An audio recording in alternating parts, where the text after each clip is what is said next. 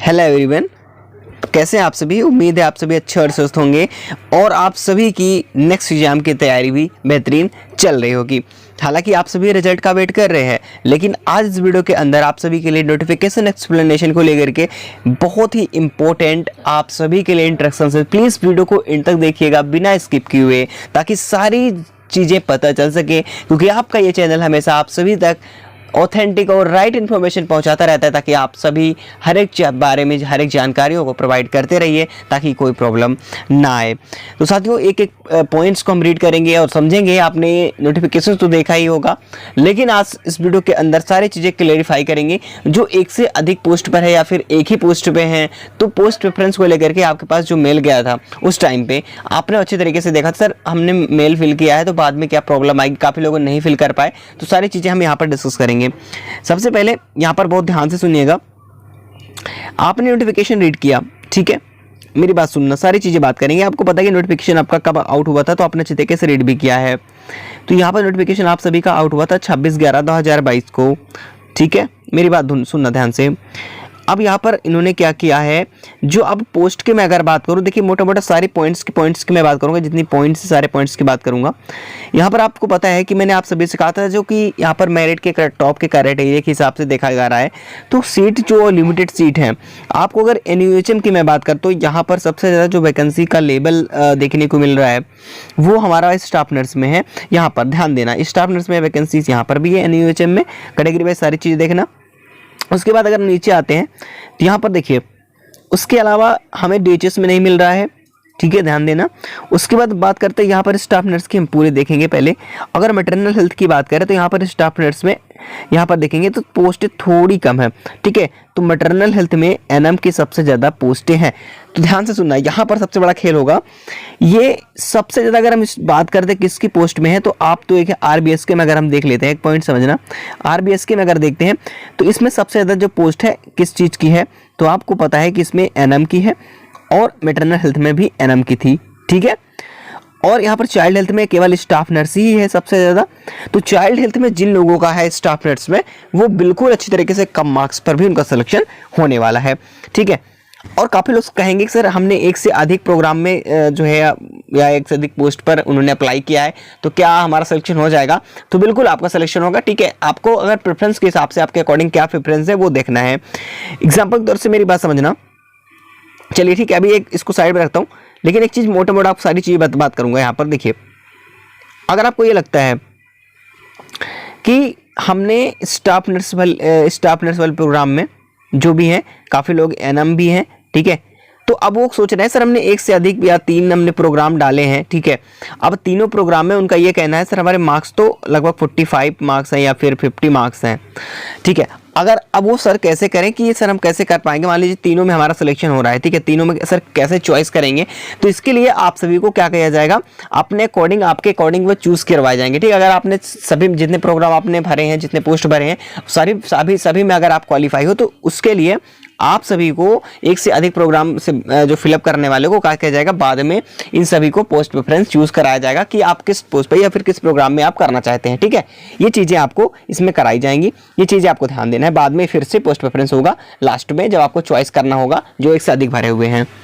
मेरी बात क्लियर हुई?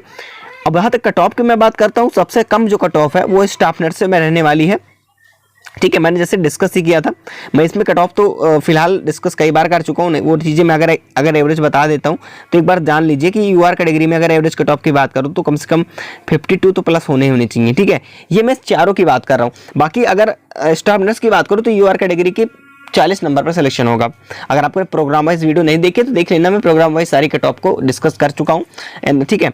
और OBC ये चारों इसमें आते हैं। अगर आप इतने मार्क्स ला रहे हैं, जो मैं बता रहा हूँ, अगर इतने मार्क्स ला रहे हैं तो आप किसी भी प्रोग्राम से हैं, किसी भी पोस्ट से हैं, तो सभी प्रोग्राम या सभी पोस्टों पर आप सिलेक्शन बिल्कुल पा सकते हो। जैसे 52 की मैं बात करूँ, मेरी बात ध्यान से सुनना। अब इस बहुत सारी चीज़ें हैं जो कि मैं आप सभी को एक्सप्लेन करके बताना है, जो कि समझना बहुत ज़रूरी है। OBC की अगर हम बात करते हैं तो OBC का कम से कम 40 मार्क्स होना चाहिए, 48 मार्क्स। और SC कैटेगरी अगर आपके पास है तो SC कैटेगरी का 42 के पास होना चाहिए और ST कैटेगरी का लगभग 38 मार्क्स। देखिए EWS को मैंने लिखा क्योंकि EWS का लगभग 48 के पास उनका भी होना चाहिए। और जो PWD कैंडिडेट हैं पीडब्ल्यूडी कैंडिडेट्स की मैं बात करूँ 35।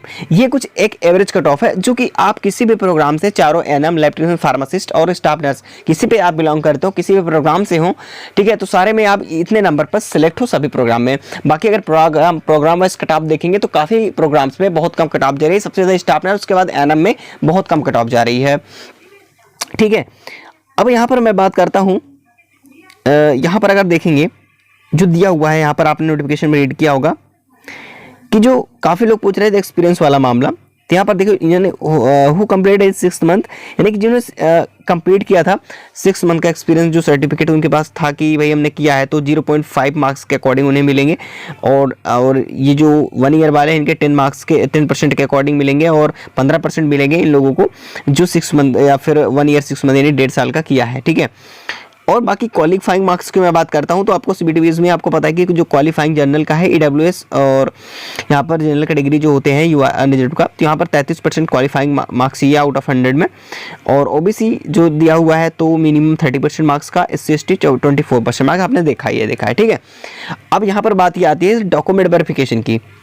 जो आपका रिजल्ट आ रहा है डॉक्यूमेंट वेरिफिकेशन डायरेक्टली आएगा, ठीक है। इसमें तो आपको जब आएगा तो आपके कितने मार्क्स पर सिलेक्शन होगा, तो कम से कम ये जो आपके मार्क्स दिख रहे हैं, जो आपके क्वालिफाइंग मार्क्स हैं, तो इन क्वालिफाइंग मार्क्स से आपके एक्स्ट्रा नंबर तो होने चाहिए। वो कितने एक्स्ट्रा होने चाहिए? लगभग 8 से 10 मार्क्स आपके एक्स्ट्रा तो होने चाहिए। तब कहीं ना कहीं आप सभी एक सेफ जोन में जा सकते हो, ठीक है, सेफ जोन में जा सकते हो, वो भी DIV के लिए, ठीक है। वो अपने कैटेगरी के हिसाब से आप मैनेज कर सकते हैं। बाकी अगर फाइनल कट ऑफ की बात करें तो कहीं ना कहीं जो डॉक्यूमेंट वेरिफिकेशन के लिए कट ऑफ होती है, इससे कहीं 5 से 10 नंबर तक का फर्क भी देखने को मिल जाता है फाइनल कट ऑफ में, ठीक है। इन सारी चीज़ों को आपको ध्यान देना चाहिए, और मैंने आप सभी को बताया भी था हर एक चीज़ को लेकर के, तो हर एक चीज़ आपने समझा। और इंपॉर्टेंट इंस्ट्रक्शंस यहाँ पर आप लोग देख पा रहे हैं, इसको अच्छी तरीके से आपको रीड करना था, और आपने किया भी होगा। अगर आप देखिए, आपको नोटिफिकेशन हमेशा क्या करना है, आपको नोटिफिकेशन आता है, आपने फॉर्म तो फिल कर देते हैं, लेकिन आप नोटिफिकेशन रीड नहीं करते हैं, जो कि लास्ट में आपको बहुत ज़्यादा जरूरत पड़ती है। तो इसीलिए मैं सोचा कि आप सभी को क्यों ना, आप नोटिफिकेशन को भाई भूल चुके होंगे एकदम से, तो नोटिफिकेशन रीड कर लीजिए, या फिर आपके पास नहीं है तो प्लीज़ डाउनलोड करके जब फिर से रीड कर लीजिए, उसके बारे में जानिए, ठीक है। क्योंकि सिलेक्शन टाइम में बहुत ज़्यादा दिक्कत होगी, है ना। आपको जानना बहुत जरूरी है ताकि हर एक चीज़ें समझ के रख लो, ठीक है, अपने पास। ये इंस्ट्रक्शंस पढ़ोगे तो बहुत ज़्यादा आपको यहाँ पर काम आने वाला है। सारी चीज़ें यहाँ पर डॉक्यूमेंट से संबंधित सारी चीज़ें यहाँ पर मेंशन है। बाकी जहाँ तक रिजल्ट की बात है कि NHM रिजल्ट कब आएगा, तो इसके लिए मैं आप सभी को बता दूं, रिजल्ट का आप जो वेट कर रहे हो कि सर NHM रिजल्ट के बारे में मैंने काफ़ी लोगों को कई बार बताया है। पूरा मैं हमेशा अपने तरीके से पूरा को सही प्रयास करता हूं कि आपके लिए कि राइट क्वेश्चंस या फिर राइट चीज़ें बताऊं, कि जो भी चीज़ें सही हैं ऑथेंटिक प्रोवाइड कराऊं। लेकिन आप लोगों को खुद ऐसा ही लगता है कि हर एक चीज़ रॉन्ग ही लगती है आप सभी को, तो खैर कोई नहीं, मेरा काम है आप सभी तक सही चीज़ें पहुँचाना। देखिए NHM जहाँ तक रिजल्ट की बात है, जो लोग बहुत सारे भाई बहने कमेंट कर रहे थे सर रिजल्ट कब तक आ सकता है, आपके अकॉर्डिंग क्या है, तो मैं आपको बता दूँ किसी भी प्रकार से अभी तक मैंने जो कहता है वही कह रहा हूँ कि किसी वक्त फिक्स डेट नहीं थी, लेकिन सूचना के अकॉर्डिंग जो NHM विभाग से सूचना ये प्राप्त हो रही थी कि अब मई आ रही है, ठीक है, मई में, क्योंकि देखिए नई भर्ती 11,000 लगे NHM की फिर से आने वाली है, तो अब इसी की भर्ती प्रक्रिया के चलते इन्हें जल्द से जल्द इस भर्ती 17,291 भर्ती प्रक्रिया को जल्द से निस्तारित करना पड़ेगा। इसलिए मई के फर्स्ट वीक में इसको निस्तारित करने के लिए जो है संभावनाएं, पूरी संभावनाएं हैं कि फर्स्ट वीक में कभी भी रिजल्ट को जारी किया जाएगा। उसके बाद मई के लास्ट तक सारी प्रक्रिया को खत्म करके, क्योंकि उन्हें नया जो है वैकेंसीज को आउट करना है, इसलिए सारी ये खुशखबरी यही है कि प्लस पॉइंट में ये है कि इसके बाद तुरंत फिर से मौका मिलने वाला है आप सभी के लिए NHM में। तो बिल्कुल आप सभी तैयार रहेंगे, ठीक है। जैसे नोटिफिकेशन आता है इसका या फिर कुछ भी अप्लाई करने के लिए बात आती है, इसकी सूचनाएं कोई भी मिलती रहती है, तो आप सभी तक अपडेट आपका चैनल ये देता रहेगा। प्लीज़ आपको वीडियो अच्छी लगी, आपको जानकारी अच्छी ऐसी मिलती रहे तो प्लीज़ चैनल को सब्सक्राइब करके वीडियो को लाइक कर देना, और बेल आइकन जरूर प्रेस कर लेना ताकि नोटिफिकेशन आप तक मिल सके।